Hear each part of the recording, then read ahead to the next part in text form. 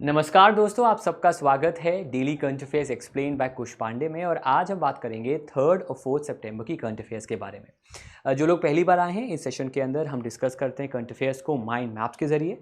जो तरीका हम यूज़ करते हैं यूपीएससी एग्जाम्स के लिए, लेकिन इसको अब हम हर एग्जाम के लिए यूज़ करेंगे। साथ ही साथ आपको मैप्स की डिस्कशन भी मिलेगा और यहाँ पर रिविजन भी कराएंगे। और साथ साथ आज से हम इनके प्रिंटेबल पीडीएफ्स भी आपको सेशन के बाद प्रोवाइड करना शुरू कर देंगे। तो चलिए शुरू करते हैं। मेरा नाम है कुश पांडे और आप देख रहे हैं explain by Kush Pandey. Question number 1 पे आते हैं, जो कि हमारा होमवर्क था। खोंगसांग रेलवे स्टेशन इनमें से कौन से स्टेट में है? आंसर उसका मणिपुर है। कल के दिन एक मिस्टेक हुआ था, यहाँ पर के मिसिंग था, तो उसके लिए करेक्शन कर लीजिएगा। खोंगसांग रेलवे स्टेशन की बात यहाँ पर हो रही है। सेकेंड सवाल है, जो फॉरेस्ट कंजर्वेशन अमेंडमेंट बिल है, जो एम करता है to expand the scope of forest, वो कौन से साल में इनैक्ट हुआ था? आंसर 1980 है। कौन सा स्टेट है जिसने अनाउंस किया है establishment of mangrove cell? Answer उसका वेस्ट बंगाल रहेगा। यहाँ पर आपसे क्वेश्चन और भी वो पूछ सकते हैं कि मिस्टी स्कीम क्या होती है, क्योंकि अभी सरकार जो हमारी है उसने मिस्टी स्कीम को अभी हाल ही में लॉन्च किया था, तो उसके मद्देनज़र मिस्टी स्कीम पे सवाल भी आपसे जो है वो आ सकता है। कौन सा कंट्री है जिसने एक लॉ पास किया है, एक बिल पास किया है, जहाँ पर अगर उस देश के लोग जहाँ पर वो क्रिमिनलाइज करता है citizen travelling abroad to pursue surrogacy arrangement, मतलब जो बाहर जाकर सरोगसी करते हैं देश के, उनको बैन किया गया है, उनको एक क्रिमिनल ऑफेंस माना गया है इटली के अंदर। अगर हम दोस्तों इंडिया की बात करें तो इंडिया में सरोगसी जो है वो एक क्रिमिनल ऑफेंस है अगर पैसे देकर कराई गई है। पहली बात, सरोगसी क्या होती है? किराए की कोख। अगर आपको अब भी समझ में नहीं आया तो मिमी करके एक मूवी है कृति सेनन की, वो देख लीजिएगा, वहाँ आपको समझ में आ जाएगा। इंडिया में अल्ट्रुइस्ट सरोगसी अलाउड है, जिसका मतलब होता है कि आप फ्री में कर सकते हैं लेकिन पैसे लेकर सरोगसी नहीं कर सकते। अब आते हैं रिवीजन पर। सेंट्रल गवर्नमेंट फॉर्म किया है एक पैनल 8 मेंबर्स का under the leadership of former president Ramnath Kovind. अगर हम बात करें ये कंसेप्ट जो है वन नेशन वन इलेक्शन का, जिसके ऊपर ये पैनल बना है, वो पहली बार इंट्रोड्यूस या प्रपोज कब किया गया था? वैसे तो शुरुआत से हमारे आज़ादी के बाद से है, लेकिन इसका प्रपोजल पहला दिया था 1983 में इलेक्शन कमीशन ने। ठीक है। अभी न्यूज़ आई है और हम आगे डिस्कस करेंगे। अधीर रंजन चौधरी जो लीडर ऑफ अपोजिशन है 17 लोकसभा के, उन्होंने इसमें हिस्सा लेने से मना कर दिया है। उनको मेंबर बनाया गया था, वो इसके मेंबर अब फिलहाल आपके नहीं बनेंगे। इसमें और मेंबर्स भी, उनकी बात हम आगे आपके साथ करेंगे। एनसीईआरटी को डेजिग्नेट किया गया है a deem to be university on its 63rd foundation day. उसी दिन एक प्ले बेस्ड टीचिंग मॉडल जो एआई पर बेस है, जो कि 3 से 8 वर्ष के बच्चों के लिए है, जो आंगनवाड़ीज में आएंगे उनके लिए मॉडल है। ये जो मॉडल आपका है, उस मॉडल का नाम क्या है? आपके सामने 5 ऑप्शंस हैं। उसका आंसर है ऑप्शन 3, दैट इज जादुई पिटारा। बहुत ही यूनिक सा नाम है। नेक्स्ट पे, रशिया ने रिसेंटली अनाउंस किया है कि वो 1 सितंबर से इस्लामिक बैंकिंग को शुरू करेगा। इस्लामिक बैंकिंग प्राइमरीली शरिया लॉ पे बेस्ड है।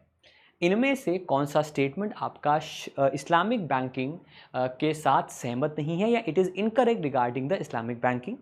पहला स्टेटमेंट है, interest rate charge is called राबी, money can not be used for gambling trading in prohibited commodities such as alcohol और पॉर्क। इसमें एक इन्वेस्टमेंट व्हीकल है, एक तरीका है, दैट इज़ मुराबाहा, जो कि इंस्ट्रूमेंट है जो कि असेट परचेज कर सकते हैं by the bank market price पर, और कस्टमर को एक मार्क्ड अप कॉस्ट पे सेल कर सकते हैं, और क्लाइंट उस पर्टिकुलर चीज़ को रीपे कर सकता है इंस्टॉलमेंट्स में। तो इनमें से कौन सा स्टेटमेंट आपका इस्लामिक बैंकिंग के केस में गलत है? आंसर यहाँ पर है ऑप्शन नंबर 1, बिकॉज याद रखिएगा इस्लामिक बैंकिंग शरिया लॉ पे बेस्ड है, जहाँ पर इंटरेस्ट चार्ज करना फ्रॉम द कस्टमर उसे गलत माना गया है, और इसीलिए जो राबी होता है which is interest rate in Urdu, वो कॉन्सेप्ट इस बैंकिंग में नहीं आता है। Eugenio Lemos has been awarded the Ramon Magsaysay award for notable contributions on how young Timorese views nature and the surroundings. What is the currency of Timor Leste? वहीं से हैं, तो सवाल वही आएगा, टिमोर लेसे का इनमें से करेंसी क्या है? तो उसका आंसर है option number 3, that is US dollar. अगर हम बात करें शिलिंग का, तो युगांडा, वैसे शिलिंग तो और जगह भी है लेकिन युगांडा हो सकता है। लव की बात करें तो रोमानिया हो सकता है, बहुत ही अच्छा आंसर। ठीक है। बीर की बात करें तो इथियोपिया एक अच्छा आंसर हो सकता है। बाकी आपको बताना है वेस्ट अफ्रीकन CFA फ्रैंक कौन सी देशी करेंसी है, बिकॉज टिमोर लेसे करेंसी तो आपकी US डॉलर है। आसियान का लेटेस्ट मेंबर भी आपका जो है वो टिमोर लेसे है, तो उस वजह से भी टिमोर लेसे अभी फ़िलहाल आपका न्यूज़ में है। कौन सा बैंक है जो बना है भारत का पहला पब्लिक सेक्टर बैंक, जिसने एक एप्लीकेशन लॉन्च की है जिसमें जो MSMEs हैं उन्हें तुरंत इंस्टेंट लोन मिल सकता है by providing the GST invoices.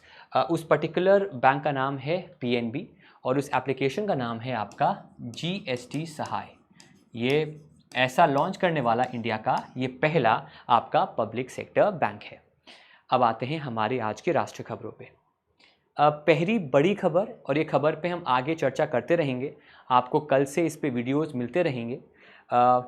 4th G20 and in fact this is the 4th final and the last of the G20 meetings, और ये मीटिंग है आपकी G20 शेरपा मीटिंग, जो कि स्टार्ट की जाएगी इन द नू डिस्ट्रिक्ट ऑफ हरियाणा।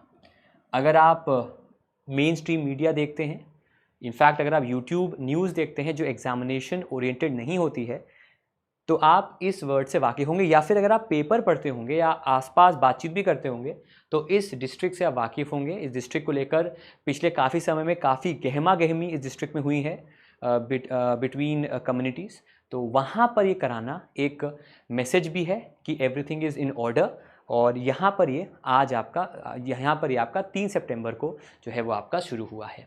ठीक है, ये खबर हमने ली है फ्रॉम PIB खबर मैं लेता रहता हूँ, लेकिन एक हमारे स्टूडेंट का मैसेज आया, सर PIB लेते नहीं। मैं PIB लेता हूँ, इसलिए बता दिया मैंने आपको कि PIB खबरें भी आपको मिलती रहेंगी, आपको बस देखते रहना है। तो पहले ज़रा इसकी बात कर लेते हैं। ठीक है, तो 4th G20 शेरपा मीटिंग हुई है और ये मीटिंग को नू में कराया जा रहा है। अगर हम शेरपा मीटिंग की बात करें तो ये चौथी शेरपा मीटिंग है। इससे पहली जो पहली मीटिंग शेरपा की वो उदयपुर में हुई थी। इनफैक्ट ये सबसे पहले मीटिंग्स जो G20 की उनमें से एक थी। दूसरी मीटिंग हुई थी कुमाराकोम में और तीसरी आपकी हम्पी में हुई थी। भारत के G20 शेरपा जो है उनका नाम है श्री अमिताभ कांत। शेरपा होता क्या है? Sherpa is a representative of the head of the state. वो एक नुमाइंदा होता है, वो एक रिप्रेजेंटेटिव होता है उस देश के लीडर का। जैसे कि इंडिया की बात करें तो PM मोदी के जो रिप्रेजेंटेटिव हैं इस बार वो आपका अमिताभ कांत हैं। कुछ साल पहले पीयूष गोयल जो भारत के इस समय मिनिस्टर भी हैं वो भी रिप्रेजेंटेटिव और शेरपा रह चुके हैं, लेकिन अमिताभ कांत जो हैं वो इसके शेरपा रह चुके हैं। देखिए, अब सवाल ये बनता है कि इनका रोल क्या है। जब हम G20 की बात करते हैं तो G20 में 2 चीज़ों पर फोकस होता है। पहला होता है आपका नॉन फाइनेंशियल और दूसरा होता है फाइनेंशियल। ठीक है, या फिर बिजनेस। नॉन फाइनेंशियल के सारे जो मुद्दे होते हैं उनको शेरपा देखता है, ये बात समझिएगा ध्यान से। सिमिलरली अगर हम फाइनेंशियल की बात करें तो फाइनेंशियल के सारे मुद्दे भारत की जो वित्त मंत्री होती हैं वो देखती हैं। इस अंतर को प्लीज़ आप लोग ज़रा समझ लीजिएगा, ये अंतर बहुत बारीक है लेकिन एग्जाम में और इंटरव्यू में आएगा आपके। तो 2 ट्रैक्स होते हैं, शेरपा ट्रैक जो कि नॉन फाइनेंशियल आमतौर पे सोशियो इकोनॉमिक कहूँगा, और फाइनेंशियल जो होते हैं खास तौर पे फाइनेंशियल मुद्दों पे ही फोकस रहता है फाइनेंस मिनिस्टर्स का। जैसे कि इंडिया की जो निर्मला सीतारमण जी हैं वो इसको देखेंगी, और शेरपा ट्रैक जो नॉन फाइनेंशियल है उसको in the absence of the prime minister या फिर on behalf of the prime minister जो अमिताभ कांत साहब हैं वो देखेंगे। तो आइए ज़रा एक बार जान ही लेते हैं G20 समिट के बारे में। ये समिट आपका 8 से 10 के बीच होगा, मेन मीटिंग्स आपकी 9 से 10 के बीच होंगी। अगर हम G20 की बात करें तो it is a group of 20 developing and developed countries, 20 नहीं 19 developed countries plus European union जो इसका हिस्सा है। हालांकि इस बार रशिया, चाइना एंड मेक्सिको, इनके जो हेड ऑफ स्टेट हैं वो इस बार इस मीटिंग में हिस्सा नहीं लेंगे। इनफैक्ट इनके जो डेप्यूटीज़ हैं वो इस हिस्सा लेंगे, चाहे वो विदेश मंत्री हों या फॉरेन सेक्रेटरी वो हिस्सा लेंगे। पर इन 3 कंट्रीज़ के इस बार हेड्स ऑफ स्टेट जो हैं, जो एग्जीक्यूटिव हेड्स ऑफ स्टेट हैं वो हिस्सा नहीं लेंगे। G20 की शुरुआत हुई थी 1999 में, लेकिन 2008 के फाइनेंशियल क्राइसिस के बाद इसे एक प्रीमियम प्लेटफॉर्म के तौर पर स्वीकारा गया। जैसे मैंने पहले कहा, इसमें 19 कंट्रीज़ हैं और एक यूरोपियन यूनियन इसके मेंबर्स हैं, टोटल 20 हो गए। इस बार, और इम्पॉर्टेंट आपके सामने डिस्कशन है, इस बार जो इनवाइटी कंट्रीज हैं उनको देख लेते हैं। तो उनमें आपका सबसे पहला है Bangladesh, Egypt, Mauritius, Netherlands, Nigeria, Oman, Singapore, Spain and the UAE. सवाल यहाँ पर बनेगा कि इनमें से कौन सा देश है जो इनवाइटी कंट्री है G20 का। G20 हॉट टॉपिक रहेगा आने वाले हर एग्जाम का, तो आपको इन कंट्रीज़ को एक बार ज़रूर से देख लीजिएगा। मैं आपको दिखाता हूँ, इन कंट्रीज़ की बात हम यहाँ पर आपके साथ कर रहे हैं, ठीक है। इनको इनवाइट इस बार जो है वो दोस्तों किया गया है। स्ट्रक्चर की बात करें, जैसे मैंने पहले आपको बताया, अगर दिख रहा है आपको, दिख ही रहा होगा, एक शेरपा ट्रैक है और एक आपका फाइनेंस ट्रैक है। शेरपा ट्रैक अमूमन सोशो इकोनॉमिक इश्यूज़ की बात करते हैं, नॉन फाइनेंशियल आमतौर पे, और फाइनेंस ट्रैक आपका फाइनेंशियल मैटर्स की बात जो है उनको फोकस करते हैं। शेरपा ट्रैक में भी इकोनॉमिक रहता है, पर ज़्यादातर उनके रिश्तों के बीच जो जियोपॉलिटिक्स है उसकी बात होती है, ना कि फाइनेंस मैटर्स की। फिर ट्रॉइका एक टर्म है जो G20 से एसोसिएटेड है। G20 का कोई सेक्रेटेरिएट या कोई हेडक्वार्टर एज सच नहीं है, लेकिन 3 देश होते हैं। एक वो देश जहां पर उस साल से पहले हुआ है, फॉर एग्जांपल इस बार ट्रॉइका में इंडोनेशिया पहले है, बिकॉज पिछले साल का जो समिट था इंडोनेशिया में हुआ था। सेकेंड ट्रॉइका मेंबर होता है जो इस साल कर रहा होता है, फॉर एग्जांपल इंडिया इस साल कर रहा है, और अगले साल आपका जो होगा वो ब्राज़ील यहाँ पर होगा। तो ट्रॉइका इस बार के जो वो 3 देश जहाँ पर ये आपका समिट हो चुके हैं या होने वाले हैं, इंडोनेशिया, इंडिया और ब्राज़ील। तो ट्रॉइका मतलब द कंट्री 3 देशों का एक समूह जहाँ पर समिट्स हो चुके हैं, होने वाले हैं, हो रहे हैं इस साल, और अगले साल कहाँ होंगे, तो उस हिसाब से ट्रॉइका का होता है। और previous, current and income presidencies कौन कौन से हैं आपके? इंडोनेशिया, प्रीवियस, प्रेजेंट इंडिया और फ्यूचर आपका ब्राज़ील। इस बार इसका थीम है वासुदेव कुटुंबकम, जिसका इंग्लिश में मतलब है one earth, one family and one nature. Venue की बात करें तो प्रगति मैदान न्यू दिल्ली में इसका वेन्यू है, और जगह भी है लेकिन मेन वेन्यू वहाँ पर है, और 8 से 10 सितंबर के बीच इसे दोस्तों जो है वो ऑर्गेनाइज किया जा रहा है। एक स्टूडेंट का आज मेरे पास मैसेज आया कि सर G20 मीटिंग्स तो करीब 150 नहीं, करीब 130 हो चुकी हैं, तो क्या कोई तरीका है याद करने का? तो मैं बता दूं, हाँ बिल्कुल है। अभी बताऊंगा तो काफ़ी लेट हो जाएगा, लेकिन इस पर अलग से वीडियो में आपको आज के दिन प्रोवाइड कर दूंगा, वो वीडियो ज़रूर देखिएगा, ठीक है। चलिए आगे बढ़ते हैं। अब इसके बाद आते हैं अगली खबर पे। अगली खबर दोस्तों ये है कि इंडिया, और ये खबर 1 से 2 दिन पुरानी लेकिन इंपॉर्टेंट है, इंडिया में एक हैवी वाटर प्रेशर का एक न्यूक्लियर पावर प्लांट का 3rd और 4th यूनिट को लॉन्च किया गया है, और ये इंडिया का पहला indigenously developed Kakrapar atomic power plant है, जो पहले आपका 90% कैपेसिटी में वर्क कर रहा था, लेकिन अब ये 100% कैपेसिटी वर्क कर रहा है, और ये है आपका काकरापार का पावर प्लांट। इसकी बात करेंगे। फिर जैसे मैंने आपको बताया, कांग्रेस के MP हैं अधीर रंजन चौधरी, ये लोकसभा में लीडर ऑफ अपोजिशन भी हैं। इन्होंने जो वन नेशन इलेक्शन पैनल है उसमें हिस्सा लेने से, उसका मेंबर बनने से मना कर दिया है।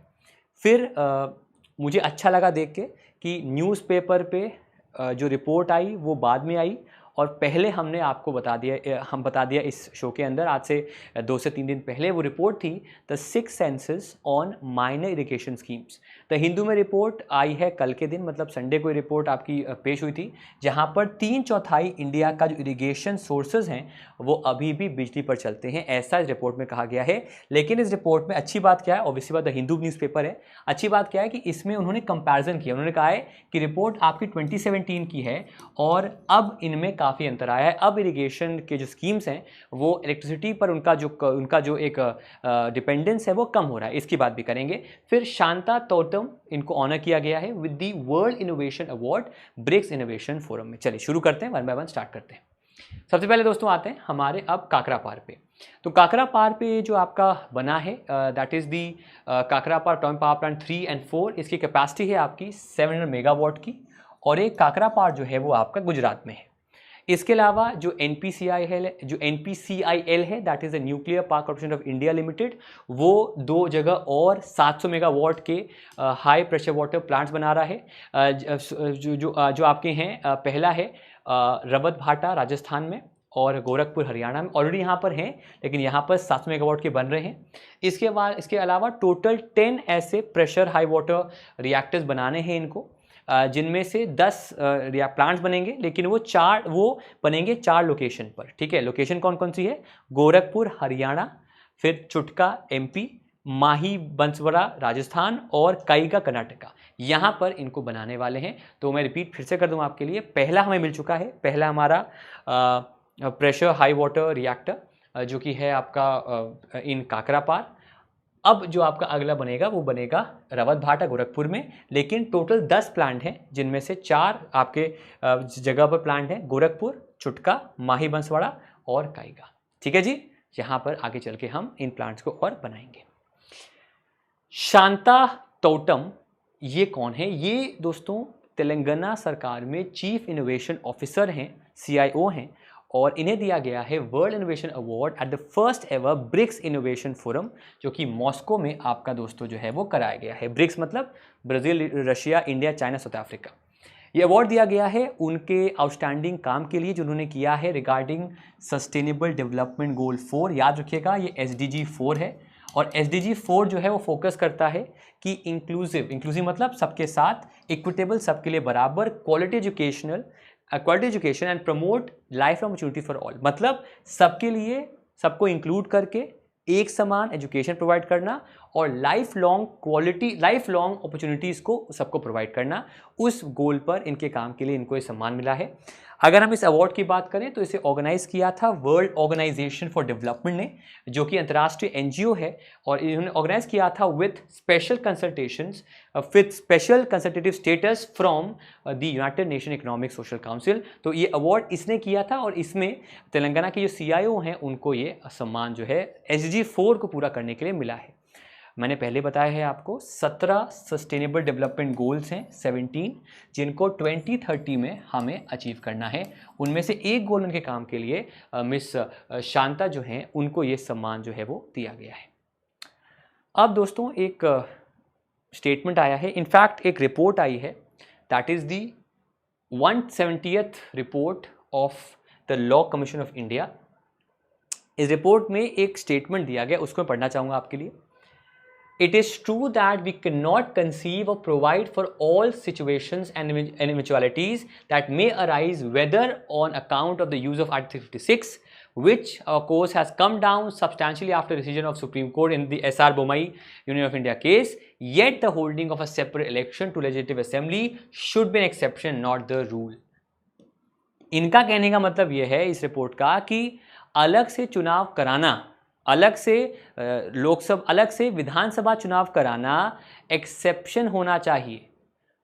इनका सजेशन है इस कमीशन रिपोर्ट का कि हमें एक साथ कराना चाहिए, जो 1967 तक होता था जब हम लोकसभा चुनाव भी, विधानसभा चुनाव भी एक साथ कराते थे।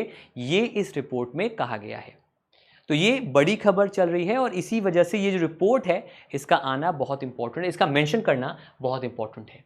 और इसके बारे में रिपोर्ट भी किया गया न्यूज़पेपर्स में। अधीर रंजन चौधरी डिक्लाइन किया है to join one nation election panel. जैसे मैंने पहले बताया, इस पैनल में आपके कुल मिलाकर 8 मेंबर्स हैं। एक मेंबर तो ऑलरेडी मैंने बता दिया आपको, दैट इज़ रामनाथ कोविंद, जो लीड करेंगे। इनके अलावा कई और बड़े बड़े मेंबर्स यहाँ पर जो हैं वो आपके बनाए गए हैं, जैसे कि स्क्रीन पे आप देख सकते हैं गुलाम नबी आज़ाद यहाँ पर हैं, वो मेंबर हैं इसके। अमित शाह इसके मेंबर हैं। इसके अलावा आपके सामने स्क्रीन पर हैं NK सिंह, जो फाइनेंस कमीशन के, जो हमारा जो फाइनेंस कमीशन था उसके हेड है NK सिंह, वो यहाँ मेंबर हैं।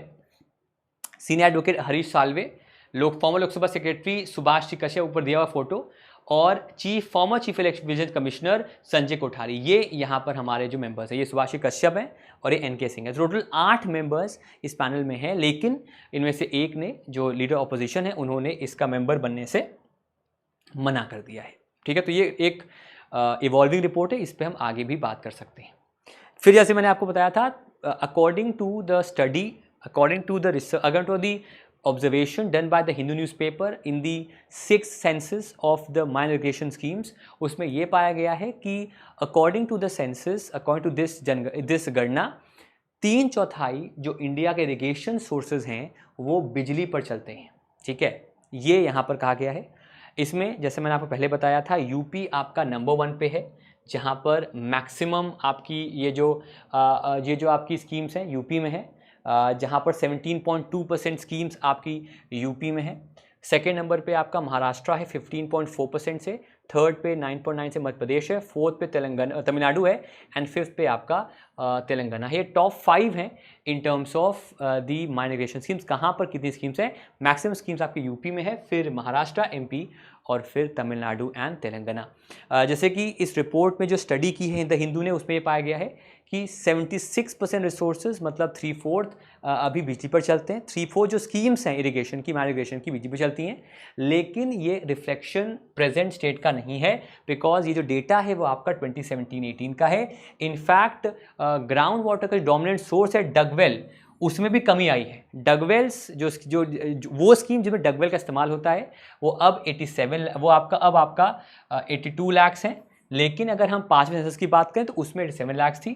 तो ये हम देख सकते हैं कि डगवेल्स जो हैं, जो कि MII का एक बहुत बड़ा हिस्सा है, स्कीम्स का बड़ा हिस्सा है, उन योजनाओं का, उन डगवेल्स में कमी आई है और अब बाकी और सोर्सेस का इस्तेमाल किया जा रहा है for the minor irrigation schemes. तो ये एक डेटा है। बाकी ये मैंने ऑलरेडी पढ़ा दिया है आपको, इसको स्क्रीनशॉट ले लीजिए। ये ऑलरेडी मैंने पहले 1 से 2 बार पढ़ा चुका हूँ। ठीक है, चलो अब आते हैं हमारी अगली खबर पे। अब आते हैं अंतर्राष्ट्रीय खबरों पे दोस्तों। 2 बड़े तूफान आ रहे हैं। पहला है एक टाइफून जिसका नाम है हाईकुई, जो ताइवान पे आया है और करीब 3000 लोग को इवैक्यूएट किया गया है। दूसरा आपका पड़ोसी देश चाइना में है, जहाँ पर आपका टाइफून साउला आया है। तो यहाँ पर बहुत बेसिक सवाल बनेगा कि टाइफून हाईकुई कहाँ आया है, उसका आंसर ताइवान रहेगा। और साओला कहाँ आया है? सपोला नहीं, साओला। मुझे पता है आपकी भावनाएं, लेकिन साओला जो है वो चाइना में आपका आया है। चाइना वही है जिसने एक नया मैप जारी किया है, सो कॉल्ड। और ताइवान में जो फॉक्सकॉन के को फाउंडर हैं गाओ साहब, उन्होंने प्रेसिडेंट चुनाव के लिए अपनी रजामंदी, अपनी नुमाइंदगी जो है वो पेश कर दी है।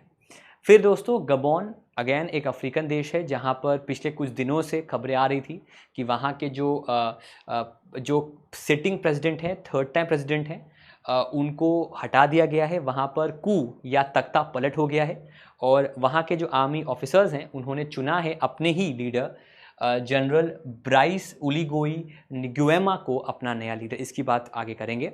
फिर US का एक प्रांत है जॉर्जिया, उसने ऑफिशियल डिक्लेयर किया है October to be Hindu heritage month. Georgia और उसके आसपास के राज्यों में हिंदू फोबिया केसेस आए हैं। हिंदू फोबिया मतलब एक हिंदू धर्म से नफरत, उससे डर, उसको लेकर, तो उसको उस चीज़ को चेंज करने के लिए वहाँ पर हिंदू हेरिटेज मंथ बनाया जाएगा अक्टूबर में। वैसे भी अक्टूबर में आपका दशहरा है, फिर नवंबर दिवाली है, तो बहुत सही टाइम चुना गया है। और जैसे मैंने पहले बताया, रशिया बेलारूस, पहले नहीं बताया, माफ़ करिए, अभी बता रहा हूँ। पहले मैंने आपको बताया था कि रशिया मेक्सिको और रशिया मेक्सिको जो हैं और साथ ही साथ चाइना, वो G20 समिट में उनके हेड्स ऑफ स्टेट नहीं आ रहे, वो अलग बात थी। यहाँ अलग बात है, रशिया और बेलारूस दोनों ही दोस्त हैं, काफ़ी अच्छे, वॉर में साथ लड़ रहे हैं। उनको नोबेल प्राइज़ सेरेमनी में इस बार न्योता नहीं दिया गया है, हालांकि पीस प्राइज़ के लिए उनको न्योता दिया गया है। तो चलिए सबसे पहले आते हैं इस खबर पे। सवाल वही बनता है कि ये कौन है ब्रीस ओलिगी गुएमा या ओलिगी गुएमा, ये कौन है? बेसिकली अगर इनकी बात करें तो ये एक आर्मी जनरल हैं। इनका इतिहास पुराना है, बिकॉज़ इनकी पैदाइश भी हुई है आपकी गबोन में, जो और जगह का नाम है हाउ उगोई। ये न्यूज़ में थे और ये प्रख्यात हुए जब ये बने aide camp to Omar Bongo, जो कि पहले राष्ट्रपति थे, जो कि सेकेंड राष्ट्रपति थे गबोन के। ओमर बोंगो का जो रिपब्लिकन गार्ड है, जो वहाँ की ऑफिशियल आर्मी है, उसके लीडर थे। इनफैक्ट एडी का मतलब होता है assistant to the supreme, assistant to a senior. तो जो सुप्रीम लीडर थे, तो सेकेंड प्रेसिडेंट ओमर बोंगो, उनके ये असिस्टेंट थे। जब ओमर बोंगो की डेथ होती है और उनके बेटे अली बोंगो आते हैं और अली बोंगो ही इनको रिमूव करते हैं और ये काफ़ी समय गबोन के बाहर रहते हैं।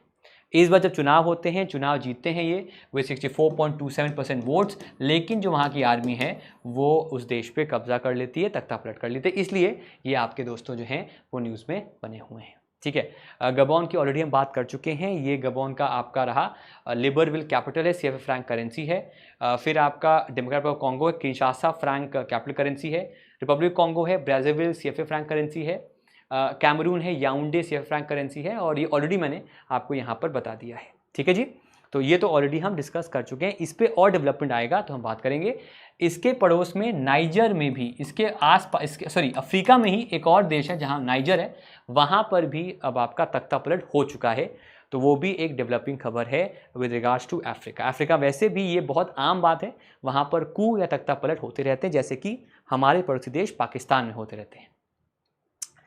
जैसे मैंने पहले बताया, इनवाइट नहीं किया गया है रशियन और बेलारूस के एम्बेसडर्स को to the Nobel prize ceremony.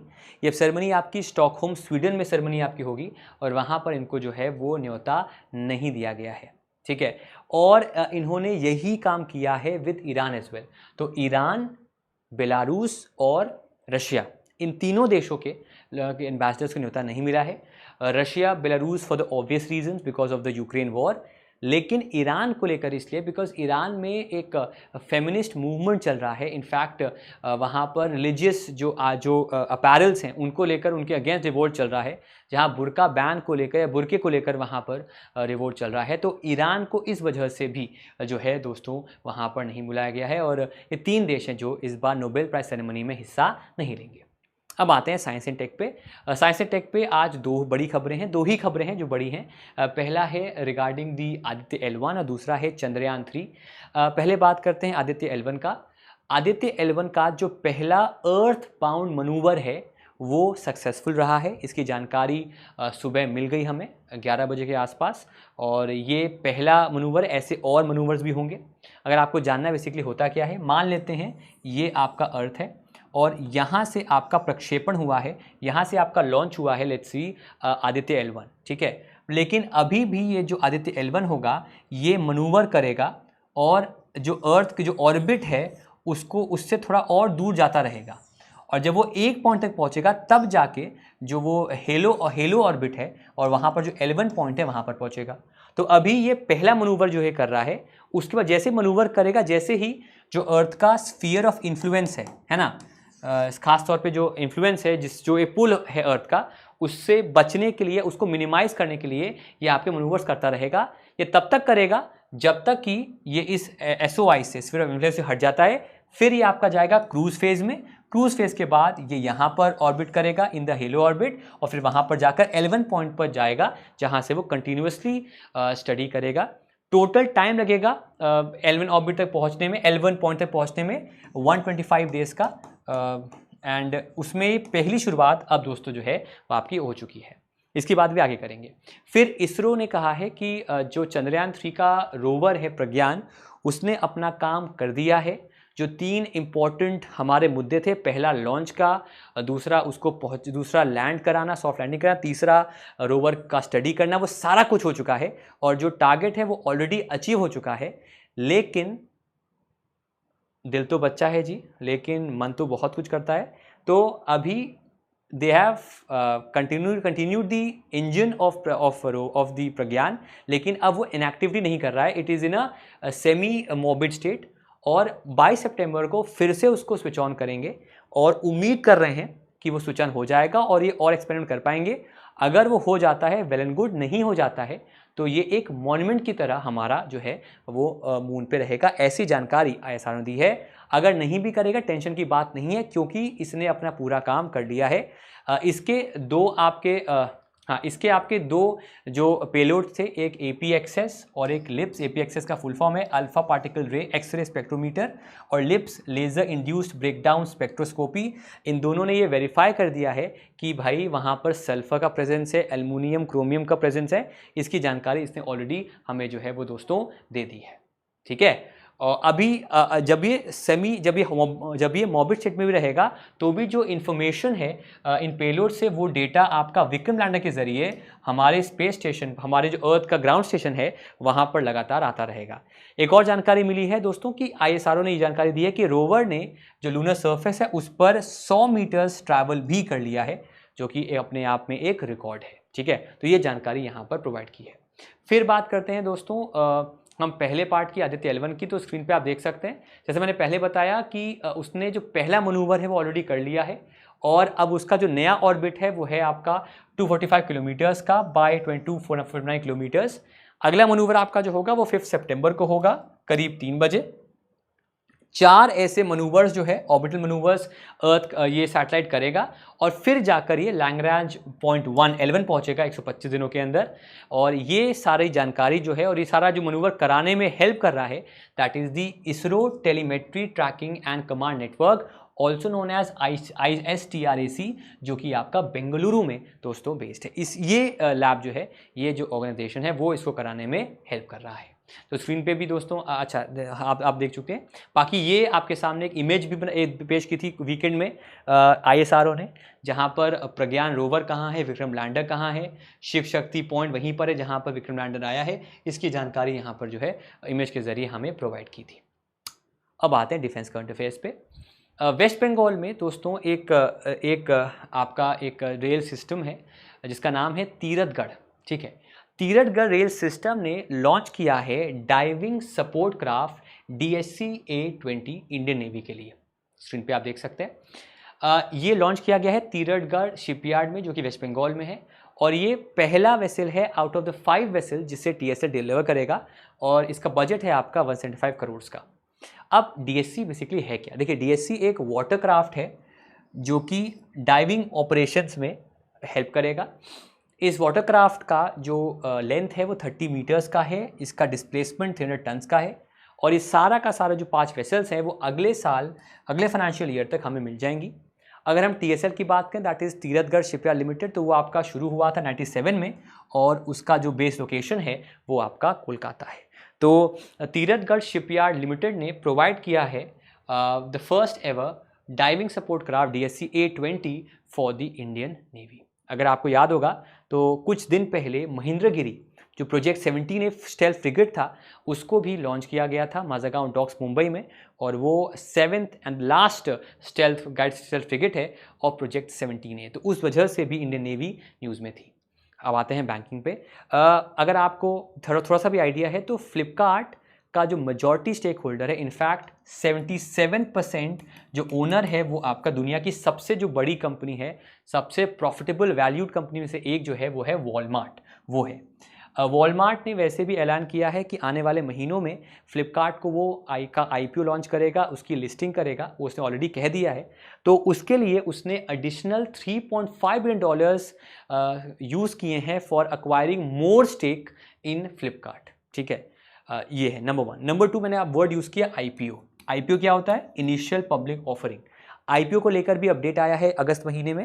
पहले IPO का पूरा टाइम लगता था आपका T+6 days, trading plus 6 days, ये टाइम लगता था कि 6 दिनों के अंदर आपका एक IPO के जरिए कंपनी लिस्ट हो जाती थी या फिर वो प्रोसेस खत्म हो जाता था। अब इसको कम करके T+3 डेज कर दिया गया है।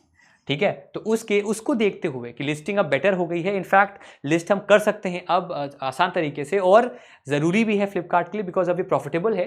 तो उसको देखते हुए वॉलमार्ट ने ये एक्विजिशन $3.5 बिलियन को और अमाउंट परचेज किया है। फिर दोस्तों उदय कोटक, जो कोटक महिंद्रा बैंक के MD CEO हैं थे, इनफैक्ट उन्होंने वो सितंबर 1 को उन्होंने रिज़ाइन कर दिया है। करीब 1 महीने पहले, करीब इस साल के एंड में रिज़ाइन करना था उनको, लेकिन अब उन्होंने उससे पहले ही रिज़ाइन कर दिया है, तो वो याद रखिएगा। फिर राष्ट्रीय केमिकल्स एंड फर्टिलाइजर्स को नवरत्न स्टेटस दिया गया है। आइए ज़रा इसको पहले देखते हैं। सबसे पहले नवरत्न कंपनी एक ऐसी कंपनी होती है which can invest up to 1,000 crores in projects without approval from central government। ऐसी कंपनी को, ऐसी सेंट्रल पब्लिक सेक्टर एंटरप्राइज को ये एक अथॉरिटी होती है। इंडिया में इस समय 14 नवरत्न कंपनीज हैं, इसको ऐड कर दे कितनी हो गई अब आपकी 15। अगर हम बात करें इस कंपनी के बारे में, इसके हेडक्वार्टर्स मुंबई में है। इसका मेन ऑपरेशन है केमिकल फर्टिलाइजर प्रोडक्शन करना। मिनिस्ट्री ऑफ केमिकल्स फर्टिलाइजर के अंडर वर्क करती है। 1978 में ये बनी है आपकी, और SC मुदगेरीकर इसके इस समय चेयरमैन एंड MD हैं। तो राष्ट्रीय केमिकल एंड फर्टिलाइजर लिमिटेड अब एक नवरत्न कंपनी के तौर पे काम करेगी। आखिरी जो बैंकिंग फाइनेंस में बड़ी खबर है वो अच्छी खबर भी है, और अच्छे एग्जाम्स में SBI PO, IBPS PO, RBI grade B, NABARD grade A, SEBI, UPSC, UPPSC या फिर जो बड़े एग्जाम्स हैं उनमें खबर आएगी। वो ये है, अभी हाल ही में RBI ने डेटा पेश किया है एंड उस रिपोर्ट का नाम है the all India house price index.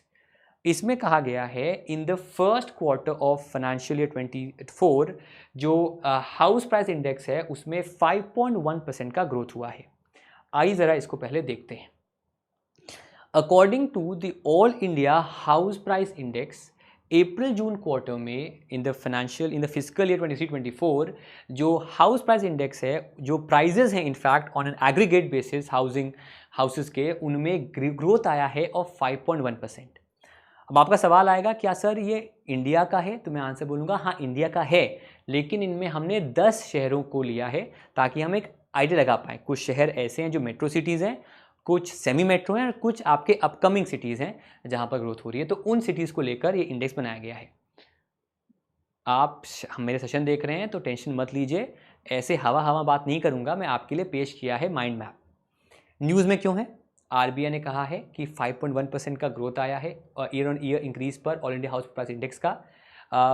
अगर कंपेयर करें इसको पिछले क्वार्टर से तो आपका वो 3.4% का था। इनमें मैक्सिमम ग्रोथ जो आपका आया है वो दिल्ली में आया है हाउसिंग प्राइस का, जहां पर 14.9% का आपका ग्रोथ है। जैसे मैंने पहले कहा, हर शहर को हमने काउंट नहीं किया है, 10 शहर टोटल हैं, अहमदाबाद, बेंगलुरु, चेन्नई, दिल्ली, जयपुर, कानपुर, कोची, कोलकाता, लखनऊ, मुंबई, इन शहरों के हाउसिंग प्राइसेस को हमने यहाँ पर इक्वेट किया है। अगर हाइलाइट्स की बात करें, दिल्ली लीड कर रहा है विद 14.9% ग्रोथ। सबसे कम ग्रोथ आई है आपकी कोलकाता में, इनफैक्ट वहाँ पर डिक्रीज हुआ है हाउसिंग प्राइसेस का ऑन एग्रीगेट बेसिस, जहाँ पर नेगेटिव 6.6% की ग्रोथ हुई है, या फिर कंट्रैक्शन हुआ है 6.6% का। एक यहाँ पर एक चीज़ और सामने आई है कि 10 मेजर सिटीज़ में से जो 8 शहर हैं वहाँ पर अपटिक, मतलब अब वहाँ पर ग्रोथ हुई है हाउसिंग रजिस्ट्रेशन प्राइजेस में। तो हम ये कह सकते हैं कि ओवरऑल हाउसिंग प्राइजेस आपकी ग्रो की हैं, बारिंग कपल ऑफ सिटीज़ जिसमें कोलकाता में कॉन्ट्रैक्शन है, लेकिन मैक्सिमम ग्रोथ आपका दिल्ली में देखा गया है। इसको भी आप ले सकते हैं स्क्रीनशॉट, वरना आप मेरे टेलीग्राम ग्रुप पे या मेरे व्हाट्सएप ग्रुप पे जुड़कर ये ले सकते हैं। उसका लिंक आपको मैं आगे प्रोवाइड करूँगा। अब आते हैं स्टेट की खबरों पे दोस्तों। असम के अंदर जो असम का सबसे लंबा नीलाचल फ्लाईओवर है उसको इनॉग्रेट किया गया है कुछ दिनों पहले। ये असम का सबसे लॉन्गेस्ट फ्लाईओवर है जिसका लेंथ है 2.60 किलोमीटर्स का, और ये मलीगांव चरियाली को कनेक्ट करता है to Kamakhya gate in Guwahati. इसका टोटल कॉस्ट है आपका 420.75 करोड़ का, और ये विदिन 35 मंथ्स में कंप्लीट हुआ है। और इसे कंप्लीट किया श्री गौतम कंस्ट्रक्शन कंपनी ने एंड अनुपम निर्माण कंपनी ने मिलकर इसको जो है वो आपका कंप्लीट किया है। फिर आते हैं मेमोरेंडम ऑफ अंडरटेकिंग्स पर, मतलब लिखित समझौते देशों के बीच, संगठनों के बीच। अमेजन ने कोलैबोरेट किया है, एमओयू साइन किया है with India post for MSME exporters. Screen पे आप देखिएगा, अभी हाल ही में अमेजन का एक कॉन्फ्रेंस हुआ था, उस कॉन्फ्रेंस में सारी चीज़ें हुई हैं। तो अग्रीमेंट ये हुआ है इंडिया पोस्ट के बीच, ताकि जो क्रॉस बॉर्डर सप्लाई चेन है, जो क्रॉस बॉर्डर लॉजिस्टिक्स हैं, उनको बेटर करने के लिए हुआ है, ताकि सप्लाई चेन और इम्प्रूव हो जाए इंटरनेशनल ट्रांजैक्शंस के लिए या क्रॉस बॉर्डर ट्रांजैक्शंस के लिए। उसी कॉन्फ्रेंस में अमेजन ने लॉन्च किया है अपना एक AI based personal digital assistant, का नाम है अमेजन सह AI। सवाल आपसे पूछा जाएगा कि कौन सा वो ई-कॉमर्स साइट है, कौन सी वो कंपनी है जिसका AI पर्सनल डिजिटल असिस्टेंट का नाम है सह AI, जो कि है आपका अमेजन। इसके अलावा पहली ई-कॉमर्स कंपनी है इंडिया की जिसने इंडिया में जो dedicated freight corridor corporation of India है DFCCCIL, उसके साथ कोलैबोरेट किया है फॉर शिपिंग पैकेजेस। ये करने वाली अमेजन इंडिया की पहली ई-कॉमर्स कंपनी है। अब अगर हम बात करें DFCCIL, अगर हम बात करें इंडिया पोस्ट की, तो इंडिया पोस्ट आपका बना था 1 अक्टूबर 1854 में। इसके हेडक्वार्टर्स आपके डाक भवन न्यू दिल्ली में है। ठीक है, डायरेक्टर जनरल इसके हैं आलोक शर्मा। देखिए ये जगह का नाम है और ये सिटी है जहां पर ये है। ठीक है, डायरेक्टर जनरल आलोक शर्मा है और मिनिस्ट्री ऑफ कम्युनिकेशंस के अंडर आपका इंडिया पोस्ट जो है वो वर्क करता है। In fact department of post main वो डिपार्टमेंट जो इसको देखता है, इनफैक्ट इसी के under in fact India post payment bank भी आपका जो है वो बनाया गया है। इंपॉर्टेंट डेज की बात करें तो आज के दिन हम ऑब्जर्व करते हैं स्काई स्क्रेपर डे। गगनचुंबी इमारतें जो होती हैं, न्यूयॉर्क जिसे हम कहते हैं सिटी ऑफ स्काई स्क्रेपर्स, इतनी बड़ी इमारतें उन्हें हम स्काई स्क्रेपर्स कहते हैं। दूसरा, आज के ही दिन 1968 में 3 सितंबर को कतर को आज़ादी मिली थी, इस वजह से भी ये दिन खास बन जाता है। फिर आते हैं गवर्नमेंट स्कीम्स पे। भारत के होम मिनिस्टर श्री अमित शाह जी ने अमृत कलश यात्रा को लॉन्च किया है अंडर द मेरी माटी मेरा देश कैंपेन। ये कैंपेन वैसे 9 अगस्त को लॉन्च हुआ था और उसी दिन मोदी जी ने कहा था कि हम अमृत कलश यात्रा को शुरू करें। अब अगर हम बात करें अमृत कलश यात्रा का, तो इसका मेन मकसद है और इसका मेन इसका हाईलाइट वो ये है कि कुछ सेलेक्टेड युवाओं को मौका मिला था करीब 7500 पंचायत से अक्रॉस इंडिया कि वो असेंबल हों एट कर्तव्य पथ दिल्ली पे, और अपने साथ हर एक व्यक्ति एक एक पॉट लाए, एक एक अर्न लाए, 7500 पॉट लाए, और अपने अपने गांव के मिट्टी को ले आए उन पॉट्स में, और वहाँ पर उनको प्रोवाइड करें, और यहीं पर अमृत वाटिका को बनाया जाए जो इससे बनेगा, जो कि नेशनल वॉर मेमोरियल के पास बनेगा by fusing the soil brought by them and saplings brought by them that would arrive in 7500 pots. तो उनको वहाँ पर वो प्लांट किया जाएगा। तो ये जो यात्रा है उसको शुरू कर दिया गया और बहुत जल्द अमृत वाटिका जो है वो आपका बनकर तैयार हो जाएगा। यही कॉन्सेप्ट है अमृत कलश का, और इसको बनाने का अंडर दी मेरी माटी मेरा देश कैंपेन। फिर आते हैं स्पोर्ट्स पे। बुरी खबर है, मेरे बचपन में, जब मेरा बचपन था तो उस समय जिम्बाब्वे बहुत ही खतरनाक टीम थी। एंडी फ्लावर थे, ग्रांड फ्लावर थे, डगलस मरीलियर करके एक प्लेयर था जिसने उस समय T20 की बैटिंग की थी एक वनडे में इंडिया में, और इंडिया को लगभग हरा दिया था, इनफैक्ट हरा ही दिया था। हेनरी उलंगा थे जिन्होंने पहले आउट किया इंडिया को, मॉक किया, फिर सचिन तेंदुलकर और गांगुली ने एक ही बिना विकेट गंवाए मैच जीत लिया था। तो वो यादें मेरी जिम्बाब्वे की हैं। उनमें से एक प्लेयर थे आपके हीथ स्ट्रीक, जो कप्तान थे, बहुत ही he was a very solid captain of Zimbabwe, और इनका दोस्तों डेथ हुआ है। He was battling cancer. ये फ़ोटो तो काफ़ी इनकी अच्छी लग रही है, जो इनकी लेटेस्ट फ़ोटोज़ थी बहुत ही ज़्यादा सैडनिंग थी। तो he has passed away at a very young age of 49। India में 49 एज पे हम यंग कहते हैं नेताओं को भी, तो यंग एज है। इंडिया की जो मेंस हॉकी टीम है उसने हराया है पाकिस्तान को in a unique tournament that is the hockey fives Oman में। हॉकी फाइव्स में पर साइड 5 प्लेयर होते हैं, एक गोलकीपर होता है और चार प्लेयर्स होते हैं पर साइड। उसमें इंडिया ने पेनल्टी शूटआउट में पाकिस्तान को हराकर ये जीता है और क्वालिफाई किया अगले साल होने वाले हॉकी वर्ल्ड कप में ऑफ 5S। फिर मोहन बगान जो एक फुटबॉल क्लब है उसने हराया ईस्ट बंगाल को इन द डूरंट कप।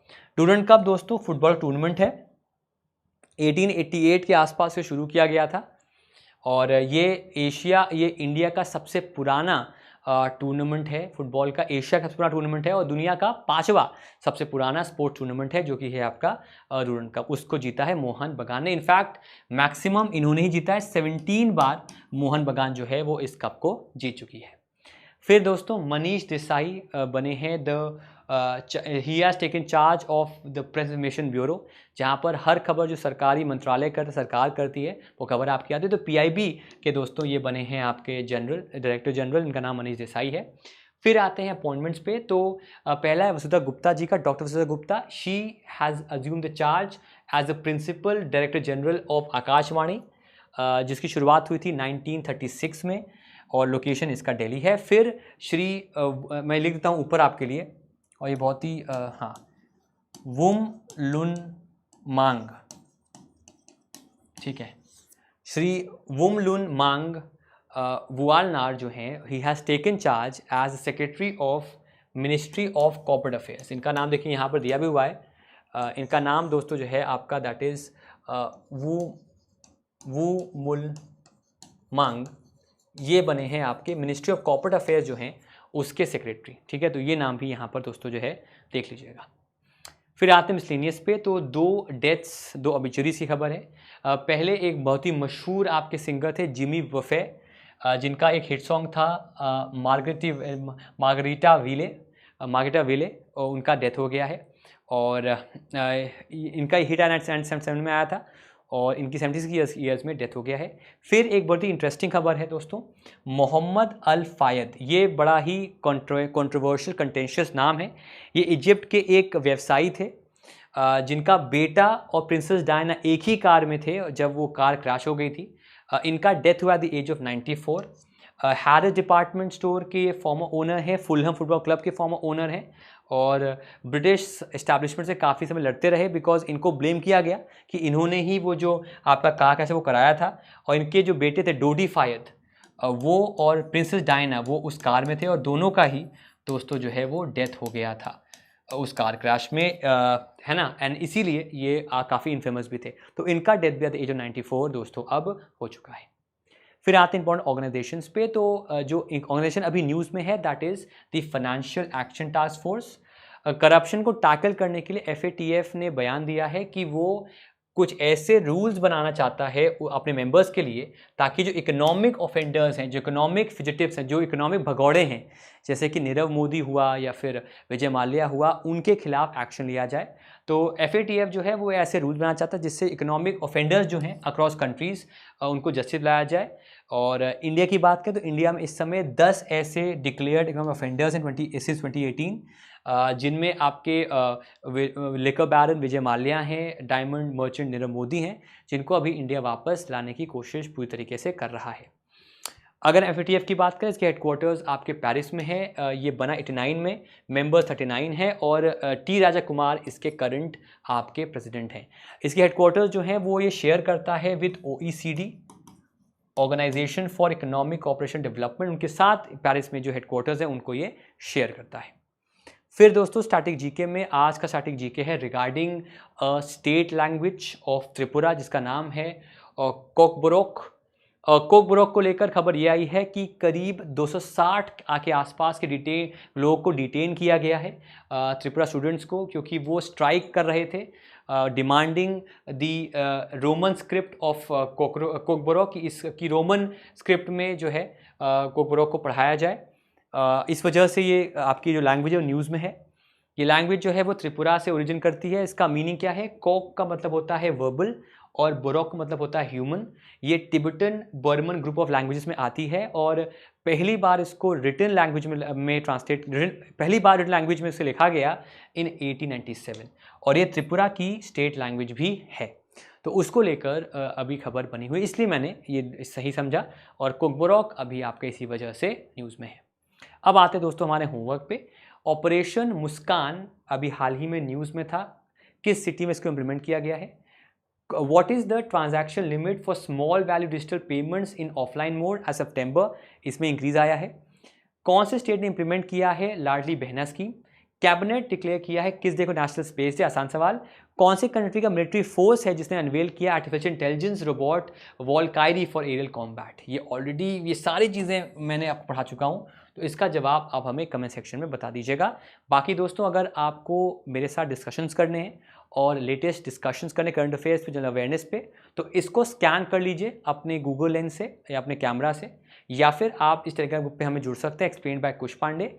और अगर आपको मेरे साथ जुड़ना है सोशल मीडिया पे, तो ये मेरी सोशल मीडिया की इंस्टाग्राम आईडी, वहाँ पर जुड़ सकते हैं। लेकिन ये जुड़ जाइएगा, बहुत अच्छी है। मैं दावा करता हूँ इस ग्रुप में जुड़ के आपको कभी भी निराशा नहीं होगी। यू विल फील कि मैं सही जगह पर आ गया हूँ करंट अफेयर्स और जनरल अवेयरनेस के लिए।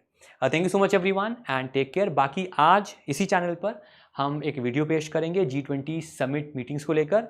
कितनी मीटिंग सबका मैं एक लेखा जोखा आपके लिए दोस्तों लेकर आऊँगा। Thank you so much everyone and take care. Bye bye and thank you so much guys. Bye bye.